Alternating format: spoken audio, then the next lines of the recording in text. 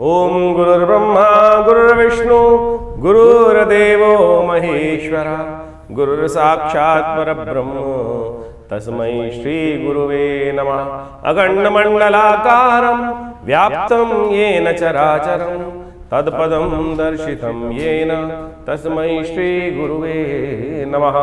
नमस्कार, स्वागत है आपका आचार्य वाणी में। मैं आचार्य डॉक्टर विक्रमादित्य आपके साथ हूं और आज का विषय हमारा है वृषभ राशि। शुक्र प्रधान राशि वालों के लिए ग्रहों में सबसे जो बड़े ग्रह हैं बृहस्पति महाराज, और कहा जाता है बृहस्पति के कारण तो ये सौरमंडल बन रहा है। या बृहस्पति ही यहाँ से यदि कहीं हिल हुला जाए तो इस बृहस्पति की ग्रेविटी के कारण सबसे गुरु कहा गया बृहस्पति को। आदर्श स्थापित करते हैं, गुरुत्व सबसे ज़्यादा चीज़ हो सकती है तो बृहस्पति की हो सकती है। और इस कार्यक्रम के माध्यम से हम आपको सारे डाउट्स क्लियर करने के लिए यहाँ उपस्थित हैं। आज बृहस्पति का एक विशेष योग आपकी राशि में 49 दिन के लिए बन रहा है।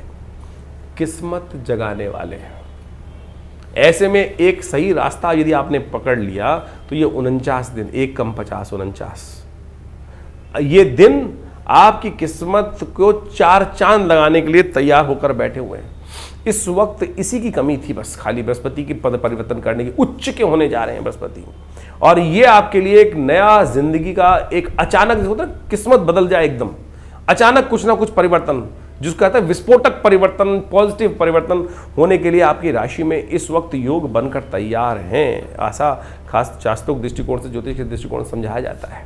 और ये आपके लिए बहुत बढ़िया चीज़ दे रहे ग्रह होने जा रहा है। लेकिन विस्फोट कहीं नेगेटिव भी हो सकता है, और कई बार क्या होता है कि आदमी खुद को ही लेके उड़ जाता है। ऐसे में स्थिति ध्यान रखना पड़ेगा। आप बस गुस्से को कंट्रोल करिएगा अपनी। अपॉर्चुनिटीज़ बस बहुत बढ़िया तरीके से आपके पास आने को तैयार है। उस वक्त बृहस्पति महाराज जो खेल आपकी राशि में वृषभ राशि वालों के लिए खेल करने को तैयार है, वो बहुत ज़बरदस्त है, बहुत ज़बरदस्त। मतलब शब्दों के द्वारा आप समझने का तैयार करें। इस वक्त क्या है कि शनि महाराज बैठे हुए हैं बृहस्पति की राशि में। वो अपनी तरफ से पूरा ताकत लगा रहे हैं, लेकिन क्या है, शनि और बृहस्पति का संबंध बहुत अच्छा नहीं होता है। अब बृहस्पति बदलकर जैसे ही उच्च के होंगे तो अपनी पूर्ण दृष्टि शनि पर भी डाल देंगे। ज्योतिष का पुराना सिद्धांत है, यदि जिस राशि में कोई ग्रह गोचर कर रहा हो और वहाँ उसी राशि का स्वामी उस पर दृष्टि डाल दे, वो भी ताकत में को डाल दे, तो वारे न्यारे कर सकता है। तो ये 49 दिन का जो समय आपके लिए टेलर है 26-27 का है। यह आपके लिए बहुत ज़बरदस्त एक लॉटरी खोलने का कार्यकर्ता दिखाई दे रहा है। अब इसको बढ़ाना भी आपके हाथ में है, इसको बढ़ाकर भी लाभ लेना आपके हाथ में है। इस वक्त किस्मत आपके लिए, खासतौर पर बृहस्पति को जितना शुभ ताकत दोगे, बृहस्पति की शुभ ताकत आपकी कुंडली के अनुसार से इस वक्त जो निकल कर आ रही है गोचर के दृष्टिकोण से, वो निकल कर आ रही है पुण्य कार्यों से, यज्ञ से, पूजा से, दुर्गा पूजा से। जितना दुर्गा जी की आराधना अन्य श्रद्धा के साथ, ओम सर्वमंगल मांगल्ये शिवे सर्वार्थ साधिके शरण्ये त्र्यंबके गौरी नारायणी नमोस्तुते, ये कर लीजिए, लॉटरी खोल देगी। ये परिवर्तन जो है लॉटरी खोलने को तैयार बैठा है। दुर्गा सप्तशती का पाठ, शतचंडी अपने नाम से, ये समय है। इस समय में लाभ लेने का, जितना ज्यादा पुण्य कार्य उतना जबरदस्त लाभ। अगर ज्योतिष के दृष्टिकोण से हम बताएं आपको, तो ये समय 600% प्रोग्रेस आप देख सकते हैं, दावा कर रहे हैं हम ज्योतिष दृष्टिकोण से। ये समय इतना जबरदस्त है आपकी राशि के दृष्टिकोण से, कम गोचर के दृष्टिकोण से दिखाई देता है।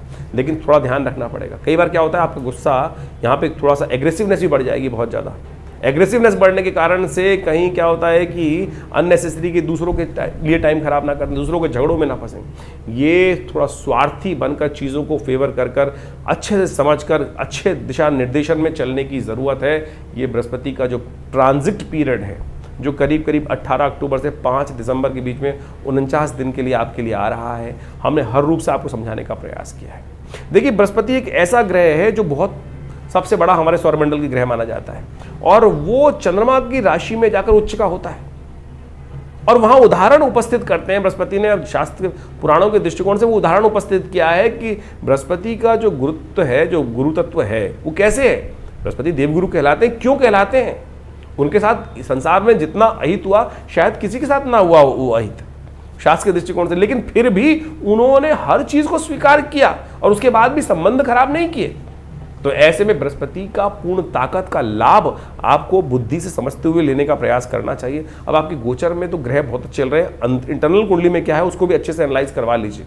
और नहीं तो ये बृहस्पति का संबंध जो आपके लिए जबरदस्त है, तो हमने आपको कहा कि इस वक्त माँ दुर्गा की उपासना, दुर्गा सप्तशती का यज्ञ जो जो करेगा, ये आपकी राशि संबंध जो वृषभ राशि वाले हैं उनके लिए दावा है कि कराइए और दुर्गा पाठ स्वयं करिए। दुर्गा पाठ जितना स्वयं करोगे और यज्ञात्मक तौर पे करोगे तो चमत्कार उपस्थित करने का योग ये बनाता दिखाई दे रहा है। ये हमारा टेस्ट करा हुआ उपयोग है। आप इसको नित्य प्रति ध्यान करते हुए कर लीजिए। ये 18 अक्टूबर से लेकर 5 दिसंबर का समय आपके लिए जबरदस्त तरीके से लाभ का स्थिति दिखाता दिखाई दे रहा है। बृहस्पति जो है वो चंद्रमा की राशि में है। चंद्रमा और बृहस्पति का संबंध बड़ा विशेष माना जाता है। ये अद्भुत है। शास्त्र में अनेक अनेक प्रकार की कथाएं इसमें वर्णित हैं और बृहस्पति का चंद्र की दशा राशि में जाकर उच्च होना अपने आप में एक अद्भुत योग है। शास्त्र के दृष्टिकोण से जिस प्रकार से कहता है कि चंद्रमा के द्वारा तारा जी का हरण किया जाता है, तो एक तरह से तो वहाँ द्वेष हो जाना चाहिए था। लेकिन बृहस्पति का संबंध चंद्रमा के साथ जब भी ज्योतिष के अंदर आता है तो सबसे विशेष संबंध गजकेसरी योग भी ऐसे मान लिया जाता है। और ऐसे में जब कथा के माध्यम से आप सोचे तो क्या विचित्र स्थिति बनती है।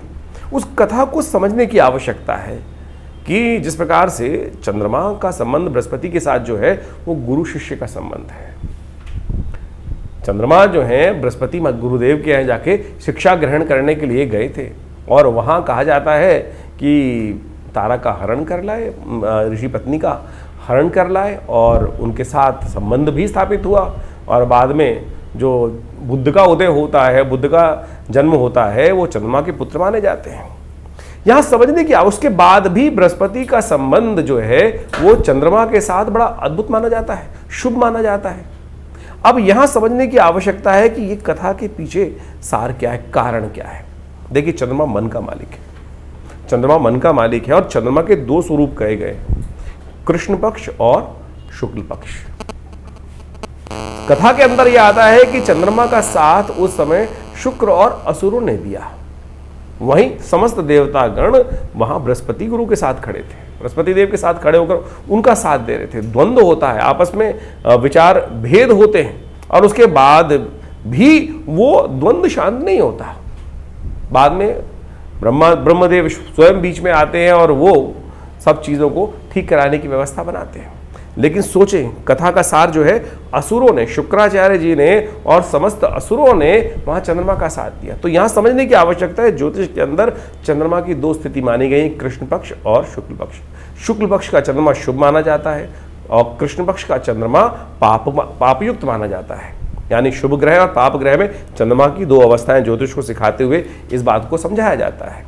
तो जब चंद्रमा, आज भी चंद्रमा पीड़ित जब होते हैं, जब कृष्ण पक्ष में चले जाते हैं और जो देवताओं के साथ जुड़ जाते हैं, शुक्ल पक्ष में जुड़ जाते हैं, तो शुभ हो जाता है चंद्रमा। ज्योतिषी गणनाओं के अंदर सबसे पहला चैप्टर कहा जाता है जब जो ग्रह शुभ हैं और अशुभ हैं, चंद्रमा जो कृष्ण पक्ष का होगा वो शुभ होगा। यानी आज भी चंद्रमा पीड़ित हो जाते हैं, चंद्रमा पापयुक्त हो जाते हैं जब वो कृष्ण पक्ष में जाते हैं। तो ये है वास्तविक तौर पर संबंध कि चंद्रमा, अब आपकी कुंडली में आपको देखना पड़ेगा कि आपका जन्म जो है वो किस अवस्था में हो रहा है, कृष्ण पक्ष में हो रहा है, शुक्ल पक्ष में हो रहा है। तो ये उसके अनुसार व्यवस्था समझेगी। चंद्रमा आपकी कुंडली में शुभ, कई बार मनी तो मनेव बंधन कारण मोक्ष शास्त्र कहता है ना, तो मन के कारण से ही तो समस्या उत्पन्न होती है।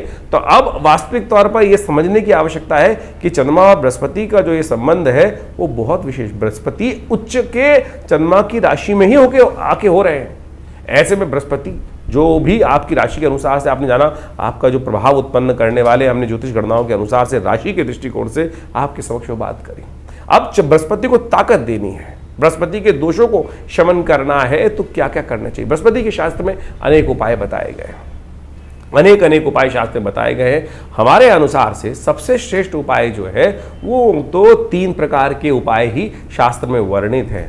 औषधि संबंधित उपाय और साथ साथ मंत्र संबंधित उपाय और दान संबंधित उपाय, ये सबसे श्रेष्ठ उपाय बताए गए। बाकी नग धारण करना और अनेक प्रकार के उपाय करने, वो तो ज्योतिषी गणों ने, आचार्यों ने अपने अपने मतानुसार, अपने अपने समय के अनुसार से उपस्थित कर दिए। आज की तारीख में तो आप सोचें कि नग इत्यादि धारण करना तो एक इतना ज़बरदस्त प्रचलन में आ गया है कि हर व्यक्ति बृहस्पति का पुखराज धारण करे हुए घूम रहा है। और वास्तविक तौर पर वो पुखराज है भी कि नहीं है। आमतौर पे जो पुखराज धारण करके घूमते हैं उसमें कहीं ना कहीं जाला आता है, और किसी व्यक्ति से बोल दो कि भैया जाला वाला पुखराज पहन रखा है, तो खट से वो क्या कहेगा, एक ही बात कहता है कि बिना जाले वाला यदि पुखराज होगा तो बहुत महंगा हो जाएगा, बिना बादल वाला रत्न का दोषी सबसे पहले वही माना गया है कि भैया कोई दाग धब्बा बादल किसी प्रकार का उसके अंदर बुलबुला नहीं होना चाहिए। और आमतौर पर सुनार ये कहता है कि पुखराज की पहचान ही जो है वो अंदर बादल वाला होता है। अब उसने भ्रांति किस प्रकार से उत्पन्न करी तो वो आप समझने की आवश्यकता है।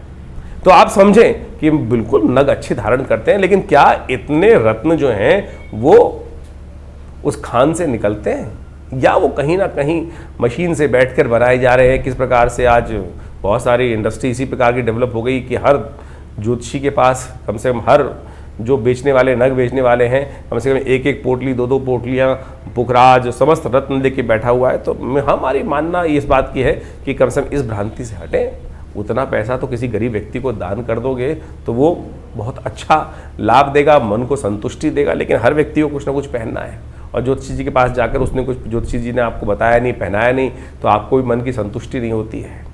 तो इसलिए कोशिश ये करें कि जो हमने मंत्र बताया, मंत्र सबसे श्रेष्ठ है। बृहस्पति का एक सीधा साधा उपाय बताया गया है बहुत बढ़िया तरीके से बृहस्पति को शक्ति देने के लिए। ओम ग्रांग ग्रीं ग्रोंग से गुरुवे नमः, इस मंत्र का जप कर लीजिए। 108 बार नित्य प्रति जप कर ले, बहुत अच्छा रहेगा।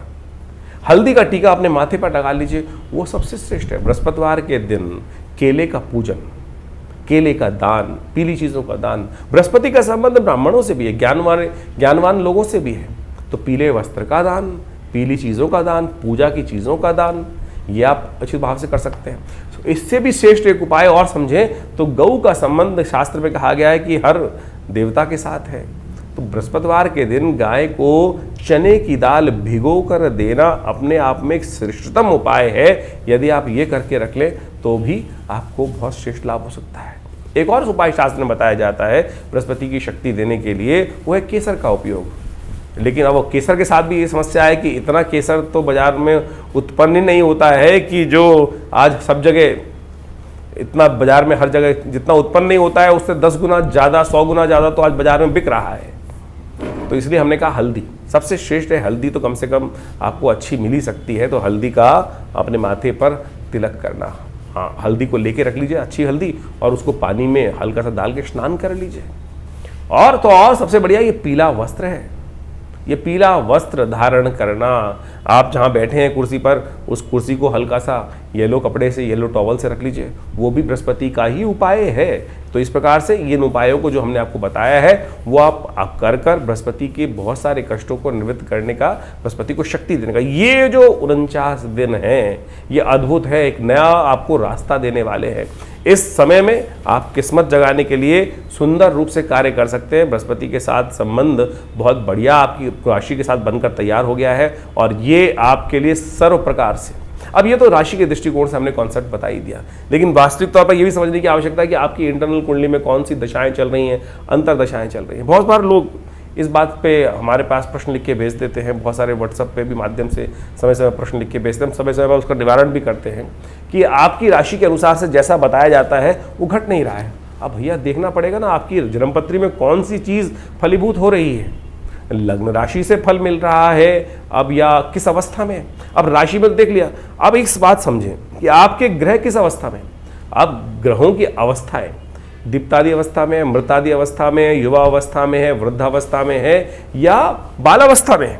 यदि ग्रह शुरू के कुछ अंशों में हो तो कहा जाता है, राशि के दृष्टिकोण से वो कॉन्सेप्ट बताया गया है कि किस अवस्था में है। बहुत वर्ष पूर्व एक व्यक्ति हमारे पास जन्मपत्री दिखाने आया, किसी ज्योतिषी जी महाराज ने उनको जन्मपत्री देख के बता दिया था। और मैं पिताजी के साथ, मुझे अभी भी याद है कि उस समय की बात है, वो व्यक्ति आया पिताजी के सामने बैठने की, जन्मपत्री में देखा और वो बोला, बड़ा परेशान था और उसने वो देख के देखा कि महाराज हमको, हमारे ज्योतिषी जी महाराज ने कह दिया कि आपकी मृत्यु होने वाली है और मृत्यु होने के योग हैं पूरी तरह से।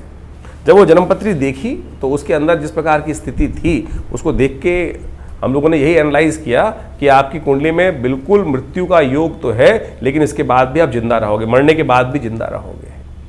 वो बड़ा उसको आश्चर्य लगा कि क्या बोल रहे हैं आप, मरने के बाद भी जिंदा रहेंगे।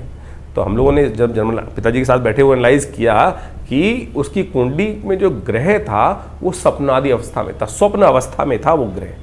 तो यानी मृत्यु भी होगी तो वो सपने में ही होगी। आपने बहुत बार देखा होगा, कई बार सपने में लोग देख लेते हैं एक्सीडेंट हो गया, या सपने में देख लेते हैं कि लॉटरी खुल गई। तो जो ग्रह ने अपना कार्य करना था वो सपने में कर दिया। अवस्था कौन सी थी? जागृत अवस्था थी, स्वप्नादि अवस्था थी। या इसी प्रकार से एक अवस्था बताई गई है मृत अवस्था, युवा अवस्था और बालावस्था। तो कौन से ग्रह में वृद्धादि अवस्थाएं जो है वो ग्रह, जैसे अभी राहु कुछ दिनों पहले जब बदलने के बाद मृत अवस्था में चल रहा था और 23 अंश के जब 30 अंश से 23 अंश के वक्री स्थिति में आगे गए तब उन्होंने अपना प्रभाव दिखाना शुरू किया।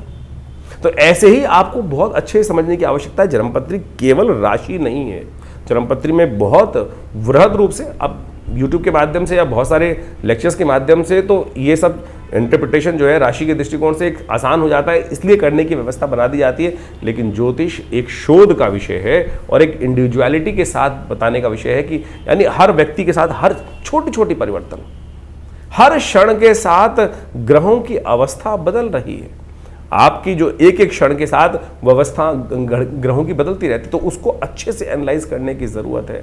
तो अगर कोई खराब अवस्था ग्रह की है भी या कोई अशुभ योग है भी तो उसे घबराने की ज़रूरत नहीं है। बहुत सारे लोग घबराने की बात कर देते हैं कि किसी ने बता दिया कि ये अशुभ योग है तो बस ये घटेगा। अरे नहीं, उसको बदलने के लिए कर्म है ना, कर्म से ही तो वो दुर्भाग्य या सौभाग्य बनाए और कर्म के द्वारा ही वो समय को परिवर्तन करने का रास्ता बना सकते हैं। तो ज्योतिष एक प्रत्यक्ष विज्ञान है और उसको बहुत अच्छे से शोध करके चीज़ों को करने की आवश्यकता है। और कई बार बड़ा दुख इस बात पे होता है कि हम जब देख लेते हैं चीज़ों को और उसके बाद भी व्यक्ति को बता देते हैं और व्यक्ति बदल नहीं पाता चीज़ों को, तो यानी या तो विश्वास नहीं होता उसको, और विश्वास होगा बता भी देंगे तो वो समस्याओं को ठीक नहीं कर पाता है। तो कोशिश ये करें आप वास्तविक तौर पर ज्योतिष के विज्ञान को सही से समझकर उसके एनालाइज करने का प्रयास करें। कटाक्ष तो कहीं भी हो सकता है, कटाक्ष तो लगातार कहीं ना कहीं किसी अवस्था में कर सकते हैं। लोग तो आज की तारीख में मेडिकल साइंस में बहुत सारी चीज़ों पे है ही नहीं, कुछ भी करने की बात कर देते हैं।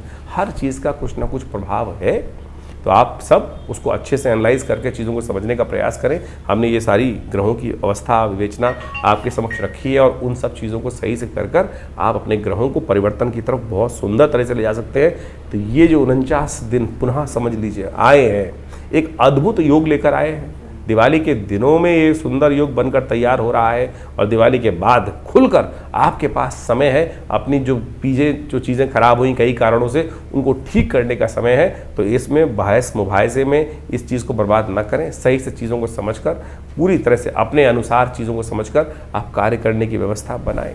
हर चीज़ में अच्छाई भी है, हर चीज़ में कुछ ना कुछ बुराई भी है। जो बुद्धिमान व्यक्ति होते हैं उनको ठीक करने का रास्ता बना लेते हैं और अपने जीवन में चमत्कार। बड़े भाग्य मानुष तन पावा, बड़े भाग्य से मनुष्य तन प्राप्त हुआ है। तो इस समय को एक एक क्षण को हमको यूटिलाइज करने का प्रयास करना चाहिए। जो समय भाग रहा है, घड़ी भाग रही है ना, इसमें एक भी समय व्यर्थ ना गंवाएं। यही सोच के गड्ढे में फंस गए, किस्मत खराब हो गया। अरे नहीं, किस्मत खराब हुई। बुलंद किस्मत को बदलने के लिए केवल विश्वास चाहिए, सही आशीर्वाद चाहिए, सही दिशा चाहिए। चलिए उठिए, परिवर्तन का समय है, परिवर्तन करके देखें, परिवर्तन होगा आपके लिए। आप स्वयं परिवर्तन करके दिखा सकते हैं संसार को।